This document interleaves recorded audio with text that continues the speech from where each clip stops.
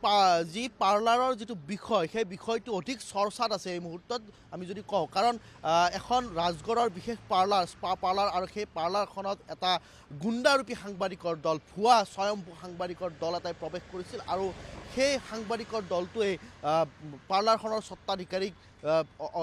অনাধিকাৰ প্ৰৱেশ কৰিছিল সেই পাৰ্লাৰখনত আৰু স্বত্বাধিকাৰীক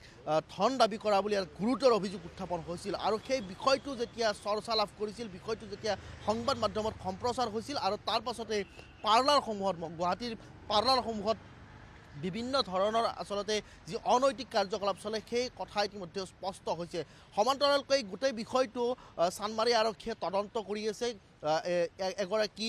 ৰুমি নায়ক বুলি এগৰাকী মহিলা সাংবাদিকক ইতিমধ্যে আৰক্ষীয়ে গ্ৰেপ্তাৰ কৰিছে তেওঁক ন্যায়িক জিম্মালৈ প্ৰেৰণ কৰা হৈছে এতিয়াও ৰুবুল বৰ্মন চিন্তু আলী বা এই ধৰণৰ যিসমূহ সেই দলটোত আছিল সেই নেক্সাছটোৰ লগত যি জড়িত স্বয়ম্ভূ ফেচবুক সাংবাদিক তেওঁলোকক বিচাৰি ইতিমধ্যে চানমাৰী আৰক্ষীয়ে ৰাজ্যৰ বিভিন্ন প্ৰান্তত অভিযান চলাইছে কালিৰ দিনটোতো যি মুকালমুৱা হাজো নলবাৰী বিভিন্ন স্থানত অভিযান চলাইছে এই মুহূৰ্তলৈকে কিন্তু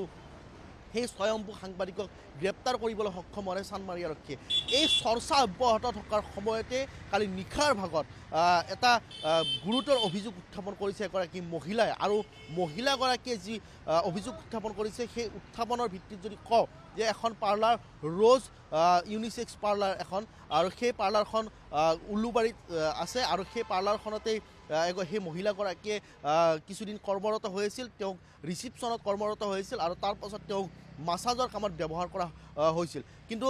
তাত যি অনৈতিক কাৰ্যকলাপ চলে সেই কাৰ্যকলাপত তেওঁ অমান্তি হৈছিল আৰু অমান্তি হোৱাৰ বাবেই তেওঁক মাৰধৰ কৰাৰ অভিযোগ উত্থাপন হৈছে তেওঁৰ মোবাইল কাঢ়ি লৈ যোৱাৰ এই গুৰুতৰ অভিযোগ উত্থাপন হৈছে আৰু তাৰ পাছত যেতিয়া মহিলাগৰাকীয়ে পল্টন বজাৰ আৰক্ষী থানাত খবৰ দিছিল আৰক্ষীয়ে গোটেই বিষয়টো গাত দিয়াৰ চেষ্টা কৰিছিল গোটেই বিষয়টো নস্যাৎ কৰিছিল আৰু ওলোটাই মহিলাগৰাকীকে ভাবুকি ধমক দিয়াৰ যি অভিযোগ সেই অভিযোগ উত্থাপন কৰিছে মহিলাগৰাকীয়ে কিন্তু এই গোটেই বিষয়টো যদি আমি চাওঁ বঞ্জিত ইয়াৰ পূৰ্বে যদি জিএমচিৰ যিসমূহ নীতি নিৰ্দেশনা জিএমচিৰ নীতি নিৰ্দেশনাত ইয়াৰ দুবছৰ পূৰ্বে গুৱাহাটীৰ যিসমূহ স্পা পাৰ্লাৰ সেই পাৰ্লাৰসমূহত স্পষ্টকৈ কোৱা হৈছে যে পাৰ্লাৰসমূহত কোনো যুৱতীয়ে পুৰুষক মাছাজ দিব নোৱাৰিব যিসমূহ পাৰ্লাৰ আছে সেই পাৰ্লাৰৰ যি দুৱাৰ সেই দুৱাৰেদি বাহিৰৰ পৰা দেখা পোৱা হ'ব লাগিব এই ধৰণৰ নীতি নিৰ্দেশনা আছে সেই নীতি নিৰ্দেশনানো আচলতে পাৰ্লাৰসমূহে কিমান দূৰ মানি চলিছে সেই কথা এই মুহূৰ্তত সেই প্ৰশ্ন উত্থাপন হৈছে কাৰণ পাৰ্লাৰসমূহৰ বিৰুদ্ধে বিগত সময়তো যথেষ্ট অভিযোগ উত্থাপন আছে যে পাৰ্লাৰৰ যি বন্ধ কোঠা যিসমূহ কেবিন আছে সেই কেবিনসমূহত যুৱতী মহিলাৰ দেহৰ দৰদাম চলে আৰু তাত দেহ ব্যৱসায়ৰ দৰে এক লজ্জাজনক ঘটনা সংঘটিত হয় বিভিন্নজনে সেই পাৰ্লাৰত মাছাজ লোৱাৰ গইনালৈ গৈ তাত আচলতে যি শাৰীৰিক সম্পৰ্ক স্থাপন কৰে আৰু ধনৰ বিনিময়ত সেই সম্পৰ্ক স্থাপন কৰা হয় এই গুৰুতৰ অভিযোগ দীৰ্ঘদিন ধৰি উত্থাপন হৈ আছে কিন্তু এতিয়ালৈকে আৰক্ষী বা যি সংশ্লিষ্ট প্ৰশাসন সেই প্ৰশাসনে আচলতে যি ধৰণৰ ব্যৱস্থা ল'ব লাগে যিসমূহ নীতি নিৰ্দেশনা দিয়া হৈছে সেই নীতি নিৰ্দেশনা এতিয়া ধোঁৱা চাঙত আৰু তাৰ গইনালৈ আৰক্ষী বা সংশ্লিষ্ট প্ৰশাসনে মেনেজ হোৱাৰ কথা উত্থাপন হৈছে সেই আমি দেখা নাই অভিযোগ উত্থাপন হৈছে যে মেনেজ হৈছে সংশ্লিষ্ট প্ৰশাসন আৰক্ষী মেনেজ হৈছে আৰু তাৰ গইনালৈ একাংশ স্বয়ম্ভূ সাংবাদিক যিসকলে আচলতে তেওঁলোকৰ